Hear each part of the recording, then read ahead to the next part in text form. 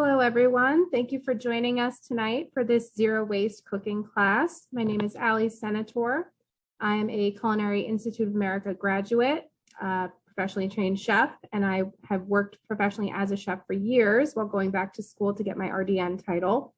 So you'll get some tips and tricks from me, as well as how to balance nutrition, utilizing food scraps, and getting the most out of your food.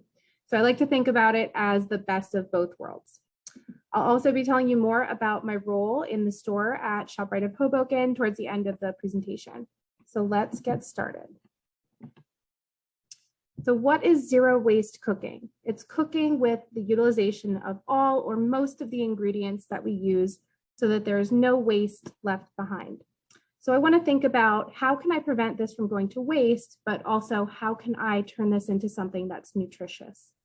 We'll have more examples later. I have tons of examples throughout the presentation, but bananas are a great place to start. They are so versatile because they can act as a starch. For example, leftover bananas not only make the best banana bread, but you can blend them up with a little bit of oats and some eggs and make a pancake batter. So one example that can go a very long way. So that cost of food waste. So at home, it actually contributes to the greatest proportion of food waste in the US. Roughly 76 billion pounds of food are wasted annually. That's 40 to 50% of total food waste.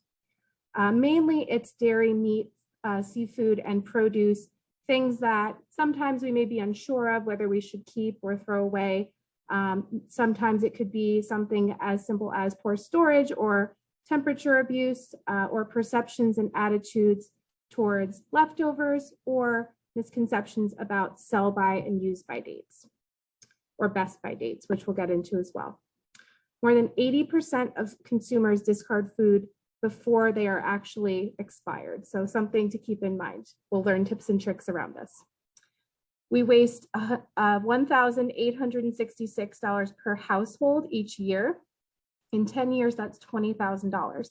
So think of what you would do with that money had you not thrown it away. In addition, from the retail and food service standpoint, we found that 43 billion pounds of food is wasted in supermarkets in 2010. In food service, 22 to 33 billion pounds of food are wasted at restaurants. This can be due to oversized portions, not finishing your plate. I'm always an advocate of take what you need for yourself at that one meal and pack up the rest so as not to waste it. So that's also a consideration as well. The zero waste mantra. So when we're talking about limiting or reducing food waste, we want to consider reduce, so consolidating ingredients when appropriate to reduce clutter. Also first in, first out, using what's older first. Reusing, so this is my expertise, repurposing leftover ingredients in other recipes instead of throwing them away. And recycling, using any leftover food scraps in your garden to enrich the soil as compost so that it doesn't fully go to waste. At ShopRite, we actually have a program where we have big green bins in all of our produce departments where we take all of the food waste that might be spoiling and it gets repurposed for animal feed and other initiatives to combat food waste. We might benefit from buying the most food fresh and some food frozen to prevent all of it from going bad at the same time. So I'm going to go over this more in detail, but my number one tip is to keep a partially used bin in your fridge. So half onions or half avocados. That will give you an idea of where to start with your next recipe so that you're not constantly throwing food away. And planning is a big part of that. Benefits of zero waste living. So we're going to talk about good nutrition and zero waste. And zero waste movement is becoming more popular in the US. And our country throws away 25 to 40% of all of our food.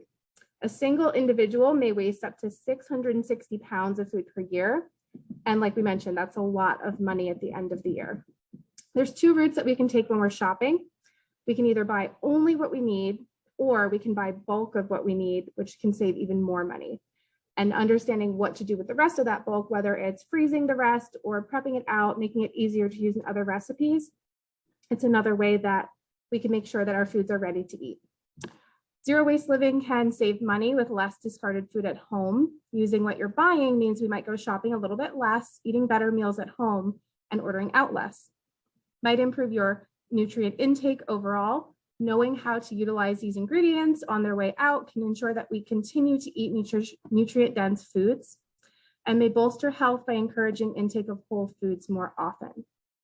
And last but not least, environmental impact. True zero waste living eliminates or reduces excess use of single-use plastics, which is better for the planet. So we do have options to buy produce that is loose, which can reduce your overall use of single-use plastics. So this is the intersection with nutrition. So how many of you have gone to the grocery store shopping while hungry? What happens? Convenience items, prepared foods. While there's a time and a place for snack foods in moderation, we want to go in with a plan, and we don't want to go in hungry, at least not terribly hungry.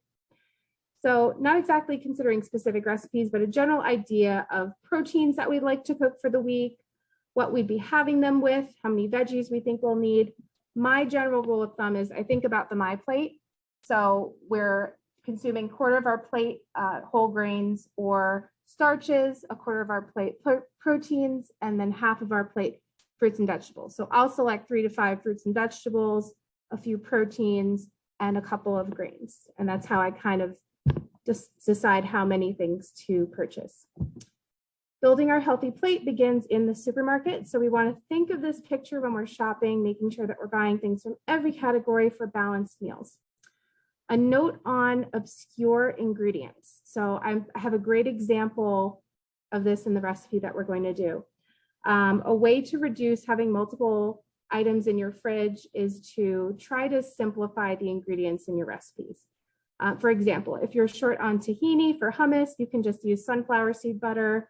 Sometimes you can even use another nut butter if you don't care how peanutty it is.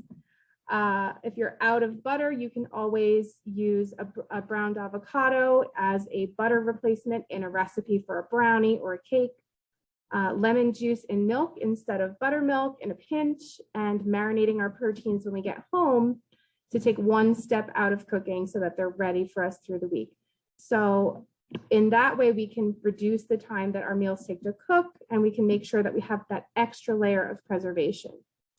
So I also like to consider cutting my veggies ahead of time when warranted. So if I know I'm going to get to them either the next day or the day after that, I cut them up. I make them easier to grab to eat, add to meals. Celery and cucumber batons, so just cutting them into bite-sized pieces. Chopped onions or peppers in the freezer, so you always have them. We also sell that in the store already prepped for you in the freezer section.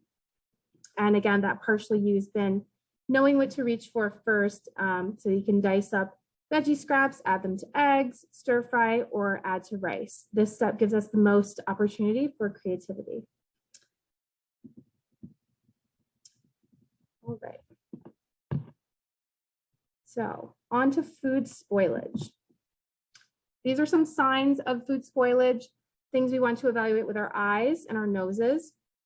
A lot of misconceptions I get in the store are about the best by dates. So we cannot sell things in the store if they are past the best by date, but it doesn't mean that they're bad. So it's a very common misconception. It is when the product tastes exactly the way the manufacturer wants it to. It's still safe to consume, but we just can't sell it because we wouldn't be doing justice to the manufacturer. Foods that are used by date, definitely you can discard, but we also want to use our senses. So signs that a food is spoiling, you'll see sometimes a mushy or slimy texture. It might have an odor to it, discoloration, mold. Some things can be cut off. Other things like bread, when mold has spores, you definitely don't want to gamble with that. You definitely want to throw your bread out. Or if for example, you're not going to be able to get to your whole loaf of bread. Something I like to do is make a big batch of either croutons or bread pudding, something that adds another layer of preservation to it and gives you a little bit more time. Foods most likely to make you sick. So any foods that are raw of animal origin, like meat, eggs, poultry, seafood, and milk. While your eggs and milk are pasteurized, if you have milk that's sour, you might feel a little bit queasy, but it's not as likely that you're going to be very, very sick from it because it is a pasteurized product. We do want to be careful with our meat. We do want to make sure that we don't cross-contaminate and are using separate cutting boards, and certainly not wood cutting boards for our meat. Unwashed produce can be contaminated with bacteria from food handling, and food handled or cooked improperly or not kept to the proper temperature in the temperature danger zone, anywhere from 41 to 140 degrees, we want to consider might have bacteria. So we never want to leave food out for more than 1 to 2 hours to prevent that bacteria from growing. And when we reheat foods, we always want to reheat them to 165 degrees, same as chicken.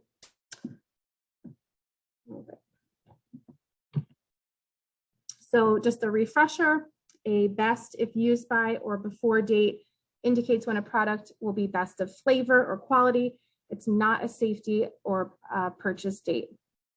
Sell by date tells the store how long to display it for sale, and inventory management is not a safety date. A use by date is the last date recommended for the use of that product while at peak quality. It's not a safety date, but there's a good chance that it might or may not go bad. You definitely don't want to gamble on infant formula with use by dates. And freeze by indicates when the product should be frozen to maintain peak quality, not a purchase of a safety date. The key to preventing food waste on produce is proper storage, to refrigerate or not refrigerate it. I get this question all the time. Then there's sorting. How do we sort our vegetables? A quick rule of thumb is to try to keep your fruits separate from your vegetables. Many fruits release a gas called ethylene gas. It's what helps your bananas to ripen. It's what helps your avocados to ripen. And when you store other things with fruits that give off ethylene gas, it can speed up their ripening or spoiling. So always try to keep your fruit separate from your vegetables to make sure that they don't over ripen before you can get to them. And this is a nice infographic from the Academy of Nutrition Dietetics, kind of explaining which are gas releasers, which are gas sensitive, and which fruits and vegetables need to be refrigerated or not. So now we're just going to go into my tips and tricks to master cooking with food scraps. So we're starting out with citrus peels. Citrus is very versatile. You can add it to water bottles for flavor. You can add it to compound butter if you zest it. You can grate zest into quick breads like lemon poppy seed bread or banana bread. And you can even save it to rub on your avocado to prevent it from browning. Also spinach, this is one I get all the time, people throwing out their spinach because they think it's no good anymore.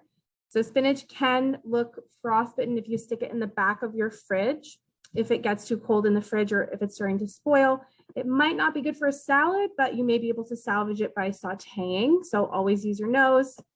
If you know you just bought it recently and you know you stuck it in the back of the fridge, it's usually still good. So you can use your nose, make sure it doesn't have any funky smells, saute it with some garlic, delicious. And freezing and adding to smoothies is another alternative. So if I know I accidentally ruined my spinach and I'm not going to use it that day, I might stick it in the freezer and I might add it to a smoothie at another time. You can also do this with mild lettuces. They don't usually impart much flavor to smoothies. And it adds a lot of vitamin K and a nutritious boost. So something like fresh tomato can be cut and added to eggs, sandwiches, or future salads. If you have tomato that you don't want to enjoy fresh anymore, it might be like a little bit, I would say maybe like a day since you cut it and it's not really as quality fresh. You can throw it into a sauce, cook it down. It's a way to get more out of your tomato without having to throw it out. And you probably won't notice. And then peels. So peels, asparagus ends, herb stems, you can add them to the most flavorful vegetable stocks. Throw in animal bones that are left over from rotisserie chicken for more flavor. And you can also throw them into low sodium store-bought stocks to fortify them. You can get the most out of your herbs by doing this as well with these stems. You can also turn sweet potato peels into high fiber baked chips in the oven. Next, so more about herbs, leftover herb bits. If you have a lot of them, I certainly have a ton of them after Thanksgiving. I'll mix them with a bunch of melted butter. I'll pour them into ice cube trays, and I'll have essentially a flavor cube for my next recipe. You can do this with olive oil, or you could do this with butter. And then you can do mint and basil in ice cubes, and you can throw that in your water bottle as well, not with butter. Next, we have leaves to salads for a refreshing crunch. So with celery, celery is one of the most versatile vegetables you can use. You can use this, the leaves for salad. You can peel it and shave it, and you can also add it to salad that way. You can chop it up and use it in other recipes, or use it for stock or stir fries. I always save the bottom part. I'm actually growing 2 of these right now on my deck. So if you cut off the bottom, there should be where it can root. You could stick it in water with a couple of toothpicks, new celery comes out of it. So I have a few vegetables and lettuces that I haven't bought scallions in 2 years, I'll tell you that. All right. Yes, they're the fastest. Next, so our recipe today is going to feature broccoli stems, but I cheated. I brought bowl and basket broccoli slaw because we're probably going to be short on time. But stems are just as nutritious as the florets. And you can saute broccoli, kale, cauliflower stems in a stir fry. You can peel if you prefer them to be a little bit more tender. You can cook them. Oops, sorry. You can cook them until they're super tender and puree it with broth to make an easy zero waste soup. And you can also shave stems to make a slaw, which is what we're going to do, or roast them in the oven with your other vegetables. They're delicious. For seeds of squash, you could save them, whether they're pumpkin seeds, acorn squash, butternut. You can add spices and roast in the oven for a fiber-rich snack. One of my favorite things to do in the fall months. If you end up with a little bit of extra butternut squash when you're chopping a full one, you can shred it and add it into baked goods, similar how you would carrot cake. Or you can add that grated squash to any smoothie for a veggie boost. And then rice. So day-old rice is actually the way to make fried rice. So I highly recommend taking advantage of your day-old rice and making a fried rice that's packed with veggies, whether it's brown, whether it's white. As long as you're adding in some fiber there, I'm happy. Adding in chopped veggie scraps is one of the best ways to clean out the fridge. It's one of my favorite ways to get rid of anything I have lying around. You can also make veggie rice cakes. So you can shape those, you can stick them in the air fryer. It makes a nice little side or accompaniment. You can also repurpose rice for rice pudding. You can recook it again and make a custard with some milk and some eggs. And you can use brown rice for that. I don't know why it keeps doing that. All right. And then if you have a very small amount of meat, something I like to do is I will use it for flavor and I will add an additional protein in it. This happens to me all the time. I feel like every time I shop for my boyfriend and I, we have 2.5 portions of meat. So I will add in some edamame, which adds protein and fiber so I can stretch the portion. I can still enjoy the meat, but I can get a little bit more out of it. And it's a healthier way to do it. So bread. I talked about bread earlier. We can cube stale bread and bake it in the oven for homemade croutons that will keep for 2 weeks. You can put them in a food processor to make breadcrumbs if you're in a pinch. Stale bread is the best for making stuffing. So you can make a stock out of all of your repurposed vegetables and take your repurposed croutons and make a stuffing out of it. And I like to also, around the holidays, make muffin cup stuffing so that they're perfectly portioned.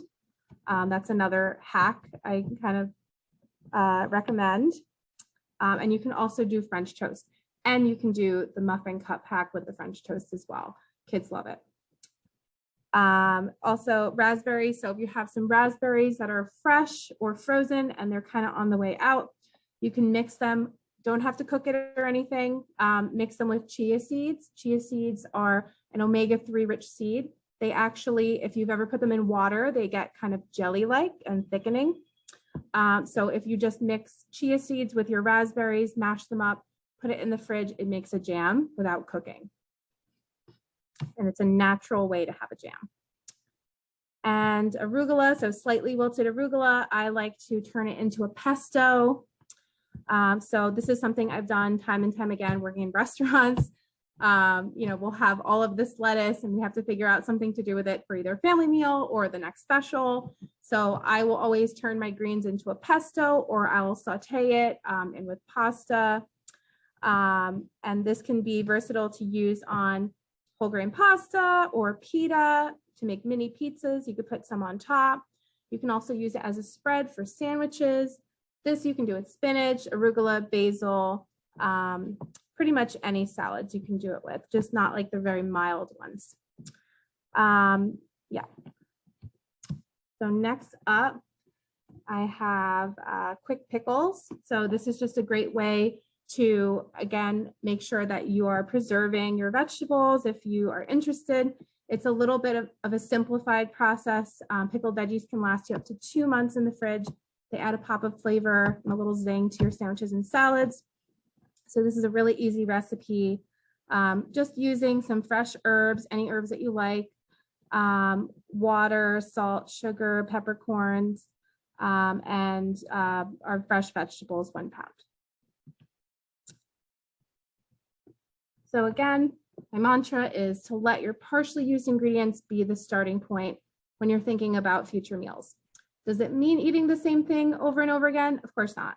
You can always transform ingredient leftovers by changing the texture with different cooking methods, or blending something up, or adding something else to it that adds a crunch, or taking things and turning them into marinades. So I've worked in a lot of restaurants where the soup is also the same sauce used for the fish and nobody has any idea.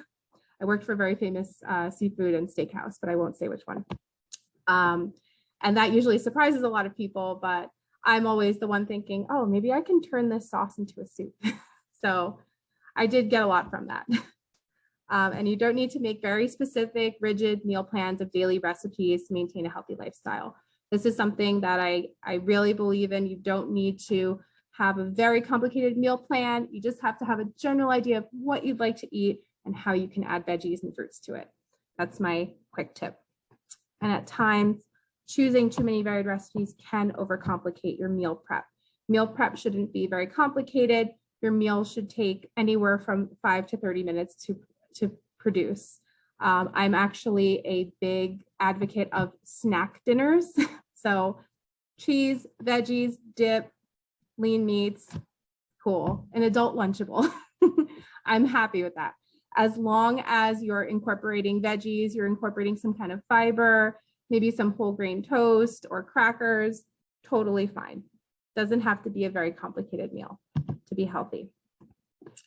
And this is where food waste and nutrition intersect. So it always comes back to the 80-20 rule for me. 80% of the good stuff, 20% of the fun foods. So I never recommend cutting fun foods out completely. There's a time and a place for a donut. There's a time and a place for chocolate. Sometimes we can cut these foods out and then they end up being obsession for us. And we end up only thinking about these foods. So finding a way to make peace with these foods and have them in a better way. For example, I had a client come in that wanted to eat chocolate chip cookies. I had to laugh when he put out chocolate chip cookies. She said, I don't know how I can ever eat these again. I can't, I don't feel control around them. I said, why don't you crumble them up and put them on a Too Good yogurt? It's a yogurt where they take out all the carbs and it's essentially protein, carb, great. Good for fullness, more satisfying, good source of protein. Now she has cookies every night, but in a way that's good for her. So there's ways to kind of get around this. Of course, you can eat the regular cookie the way it is, but you know, making sure that it's not an everyday, every meal kind of thing. There's a way to fit these foods in. I care more about what you're adding in rather than what you're taking out. So food scraps, it's free additional food. It's there for you to regrow. I'm going to show you a couple of examples of things that you can regrow with this recipe, but it's an easy activity for kids, so you can do it with lots of different fruits and vegetables. It's convenient to have ingredients on hand. I'm always the person that forgets herbs in the store and forgets scallions. That's why I grow them, so I don't have to remember. And some aromatics, like herbs, can take just 12 days max to grow, and it's easy upkeep. They just like water and sun. So I mentioned before, celery, it regrows from the bottom or the base. If you stick it in water, it should root, and then you'll see some beautiful leaves come out the center and it will start to regrow. Takes more than 12 days, but you'll get another celery out of it. Same thing with lettuce. Lettuces are usually much quicker. And I actually brought this today just to show. And you can also do this with like any other romaine, but this is Gotham greens. Oh, sorry. So this is Gotham greens lettuce. We have it in the store. It's a sustainably grown lettuce, long-lasting, pesticide-free. It has the root on it. I will get 3 lettuces from this, I promise you. So you could do this with romaine. You can do this with butter lettuce. This is butter lettuce. I think this one grows a little bit faster. That's why I like it. But yeah, great way to get multiple produce items. For a $3 lettuce, I'm gonna get 3 heads. So it's a good deal. Fennel, for example, regrows from the bottom or base. Fennel is another one of those ingredients that is super versatile. Can add it to salads, can pickle it, can saute it. I like to add it to my marinara sauce. It adds a nice background flavor. Everyone asks me, oh my God, what is that? It's so good. So that's another use for it. Pumpkin, so you can save and dry your pumpkin seeds and plant those. Peppers, I don't go to the store and buy pepper seeds anymore. I just buy 1 pepper, and I have, I think, 8 pepper plants now from 1 pepper. So save your seeds and have a little collection, and you will have a whole garden, I promise you. Avocado, I haven't had the best luck with this, but you can, I'm told, regrow this from the pit. You essentially will clean off the pit and then stick a couple of toothpicks and have it dip in water in a cup, and it's supposed to sprout. And then by the time your kids are in college, you'll have an avocado. Garlic grows pretty decently fast. I mean, not as fast as herbs, but you will get some of the garlic scallions, I guess you'd say. And these you can plant from the bottom. So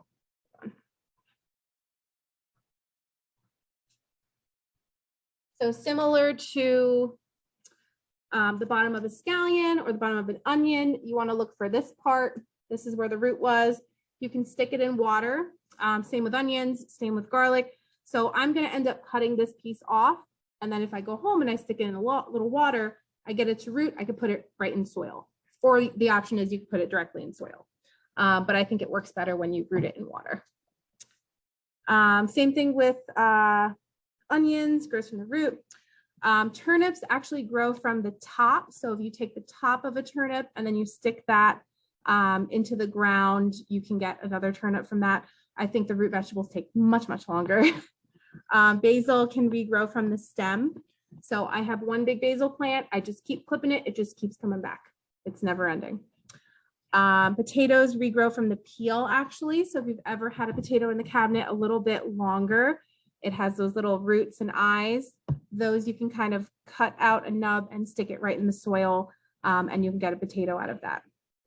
Mushrooms regrow from the stalks, but you need the right conditions for mushrooms. You need a very dimly lit area for them. So some examples, the Gotham greens I talked about. You can also do romaine to regrow your lettuces. On the bottom, we have bok choy. You can regrow bok choy. You can see how the leaves have come up. I always go for the scallions that have the nicely preserved roots at the bottom. Those I can stick right in the ground, and new scallions will keep coming up and I'll never need to buy them again. And then shallots, same thing as the garlic and the onions. The root side would go down. If you have one, for example, this one looks like it's seen better days.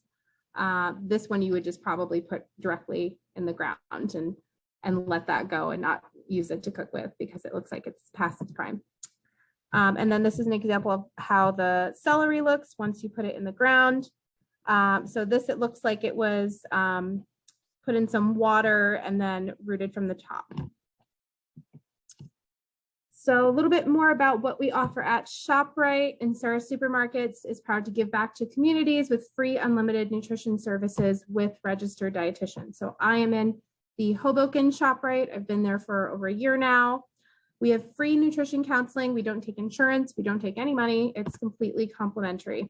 We work with different disease states such as diabetes, renal disease, high blood pressure, eating disorders, and athletic nutrition. We also provide general nutrition support as well. If you're just looking for a healthier cracker or a better type of ice cream, that's what I'm there for.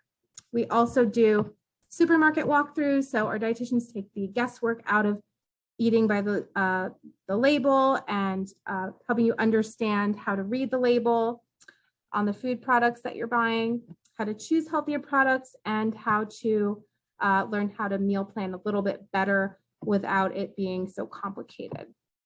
We also have tips on including more fruits, veggies, lean proteins, and grains in our diets. We have nutrition classes, presentations. I will also be at the North Bergen Farmers Market Thursday. So if you want to try some Olipop, I will have a delicious fiber-rich soda alternative there. I'm usually bouncing around from Weehawken, Hoboken, North Bergen, Union City. So we try to make sure that we reach a nice broad audience so that everybody knows that we have free services so they can utilize them. So ShopRite customers have gained from our free dietitian services lower A1C levels and better blood sugar control, weight management success and more energy, decreased medications due to good nutrition management, improved blood pressure. It's like the best feeling in the world when someone comes in and says, I actually got off of my blood pressure medications because I've been doing so well with how I've been eating. So it's always like the best news for me when I get that from my clients. We have improved healthy eating behaviors and satiety and more confident shopping experiences and more balanced meals at home for everybody. So everybody benefits when somebody uses a ShopRite dietitian, essentially, when they have a family at home that is reaping the benefits of the healthy foods they're bringing home. So I actually have a demo to do. I'm going to move this here.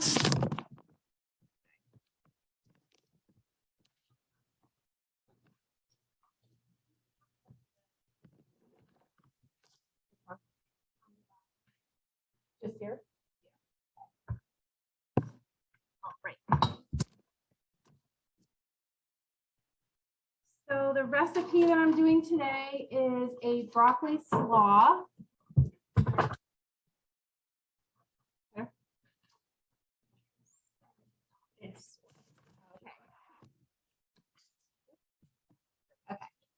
So the recipe we're doing today is a broccoli slaw. You can, of course, take leftover broccoli, take the stem, chop it up, grate it, or use a mandolin to get those nice crunchy bits. I am short on time, so I chose one of my favorite products from ShopRite. So I chose the Bowl and Basket slaw.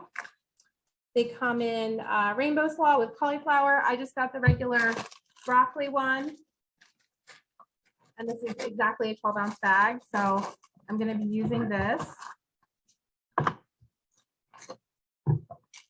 First ingredient. The whole bag is going into my cleaner.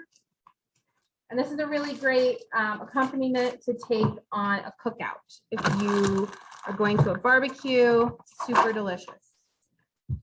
So you can add any vegetables to this. I will usually use some like shredded carrots. The work is done for me here. I have some shredded carrots and cabbage in here, but shredded carrots, cauliflower, red onion. So that's something else that I like to add. So first I'm actually going to cut off my root side of my onion. And in the name of zero waste, I will save this and plant it. I'll probably put it in water first. So I have my onion. I'm going to thinly slice it. So I have first my broccoli slaw, my onion. I'm actually taking liberations of adding a little bit of onion because I think it needs a little love. So you'll see me do that. But staying true to the recipe for the most part. So just chopping up my onion, slicing it thinly.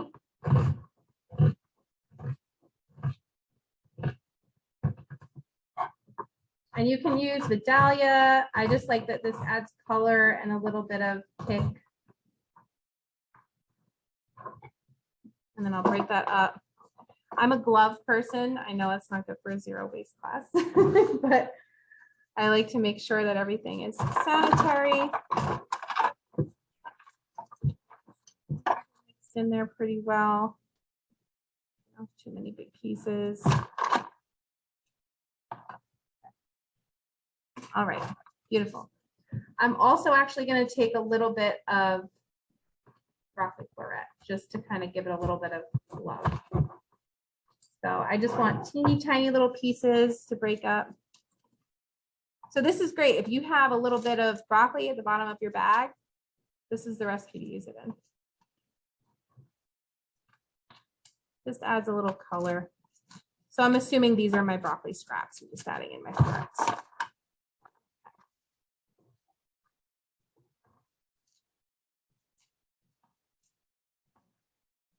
And this I will turn into a soup. All right, I have my slaw, my leftover broccoli. I have some onions in there. And now I'm going to add some cranberries, dried cranberries. So the recipe is asking for a cup. I'm going to do half a cup because I don't think it needs a cup. It's a lot of craisins. One thing I did do also, I got the 50% less sugar craisins. They are a little bit better and less likely to overdo it. So I have a half a cup, sprinkle raisins in there. And then I am going to make my dressing. So I have, for example, if you wanted to do just a run-of-the-mill dressing, one thing I just like to give an example. One thing I like to look for is the sodium and the saturated fat. I like to make sure that the saturated fat is less than 4 grams, and I like to make sure that the sodium is close to 150 milligrams. Some dressings can be upwards of 500 milligrams, 400 milligrams of sodium, and if we're trying to aim for less than 2,300 milligrams for the day, it's a little bit much. So this is a totally fine dressing to use if you wanted to not make your own dressing. But I am making my own with Greek yogurt.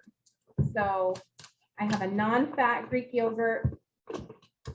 I always have like a flavored Greek yogurt in the house, but I always have a non-flavored as well because I make a lot of homemade yogurt tzatziki. And I like to add it to marinades to keep chicken moist. There's like a million uses for Greek yogurt other than yogurt bowls. So I'm going to take for the recipe about a cup. I'm going to take 4 of these. So 1, 2, 4. That's my quarter cup. So full cup. Yeah.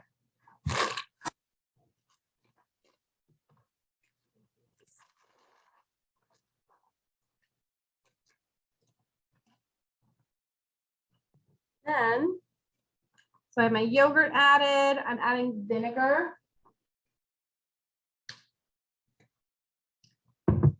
Actually doubling the recipe.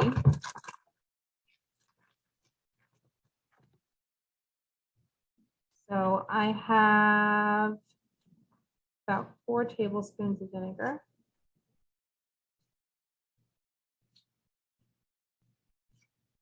And that adds a nice pop to it. You can use white wine vinegar, or you can use apple cider. I'm using apple cider. I just like the way it tastes with the craisins. And then I'm actually going to take a Liberation, add a pinch of honey. We're not adding sugar because it has in the recipe, you can add 2 tablespoons of sugar. I don't feel like adding sugar. Add honey, a little bit lower on the glycemic. It's still a form of sugar, but taking that into consideration. Have my sea salt, a little bit. Pepper.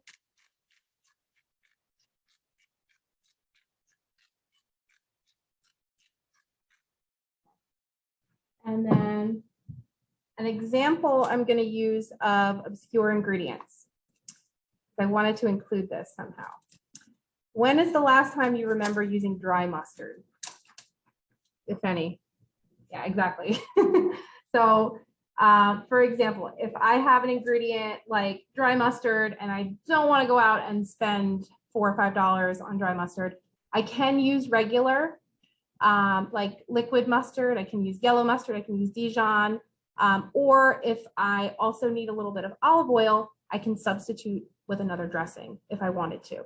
So a drop, and that takes the place of my olive oil and my mustard. So you can do that if you're out of olive oil or if you're out of mustard or what have you. Mix this up. Make sure it's nicely coated. So this will keep in the fridge overnight. And you can also keep it for 2 days, I think, because it's not like a salad that's dressed. It's more of like the starchy part of the root of the broccoli. So I have it nicely dressed. And this can be a side that can fill half your plate. This can be the half of your plate that is vegetables. It can be a topping instead of like chili and cheese on your hot dog. You can have like a slaw. Or you can enjoy it on a sandwich as well. So I always want to make sure I taste.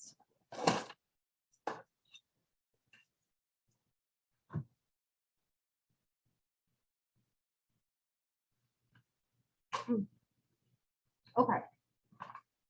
One more person. You can always add more. But if you add too much, you've added too much. So I like to kind of be a little bit sparing with the raisins.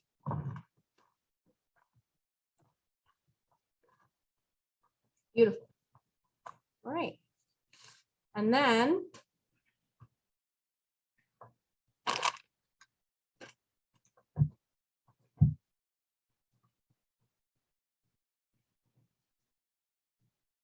I'm going to top it off with something that gives me a little crunch. One of my favorite things. You can use almonds. I just really like pumpkin seeds. We're getting very close to September. I know we're still in July, but like I'm getting close to September. So these are great. I also use these in pesto. I will put them on top of like a casserole, gives it a nice crunch, or on top of a salad. So I'm gonna add about half a cup. I doubled the recipe, so it would really be like a 1/4 cup.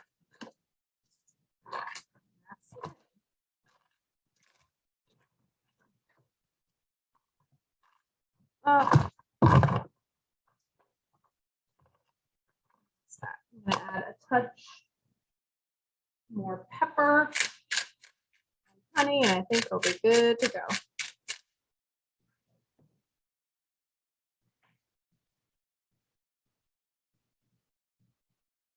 So for the record, I did about a teaspoon of honey for the recipe. That's it. So healthy broccoli slaw.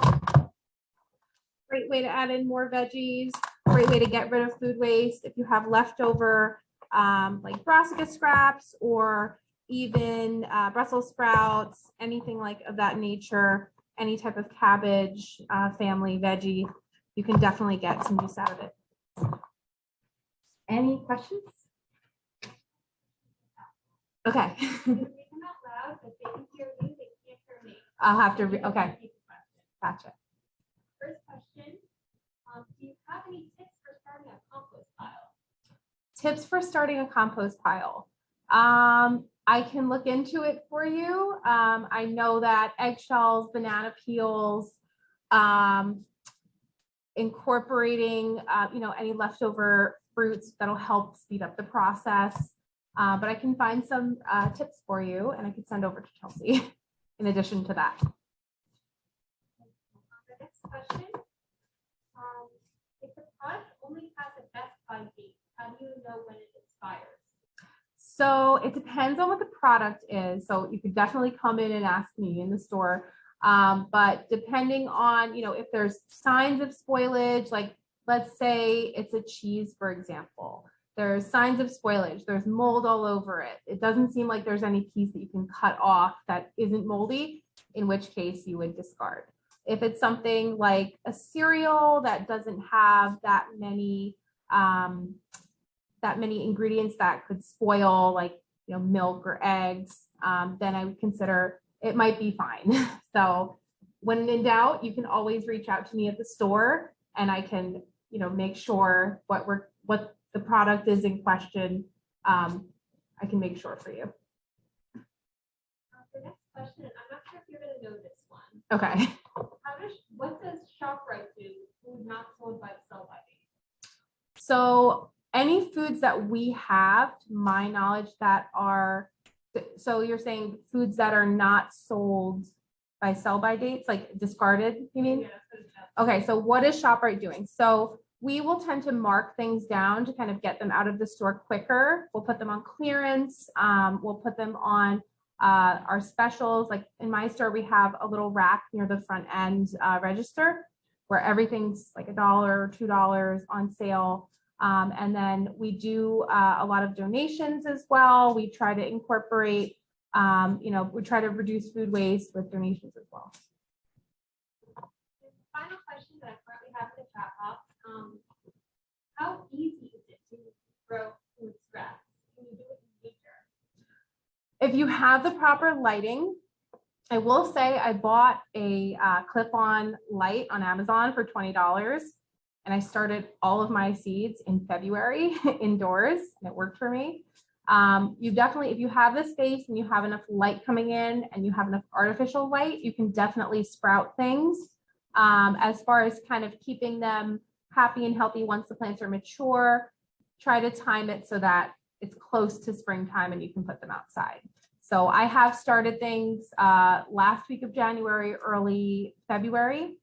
And I've had my seedlings and I've transferred them come April. All the questions that I have in the chat. I think so. You said that every ShopRite has a container of chocolate. So it's at the store level. So when we get shipments in that have spoilage or there's something that we have to throw out, we actually throw out that produce, and we have bins that are utilized based on what's coming into the store to us. So anything that comes in spoiled that we can't send back or we can't get reimbursement for, we will put that in the bin. It's not for customer use. Yeah, it's just to make sure that we're doing our part. You also said that ShopRite like you help somebody who's trying to lose weight. Mm-hmm. Yep. We work with diabetes, weight management. We also can help you to eat healthy on a budget. So I have a lot of resources on how to, shop within the store, look for the good deals. I know where everything is. So I I'm happy to take you around and show you where the cheapest grains are and the cheapest proteins and best veggies that we have that are on sale. Not a question, but I have to chat. So thank I you. want to say a big thank you, Ali, for coming Thanks for out having here me. and giving the presentation. Now, I say thank you to the audience, both digital and in person, for coming out. Thank you. And I have broccoli slaw for whoever would like to try it.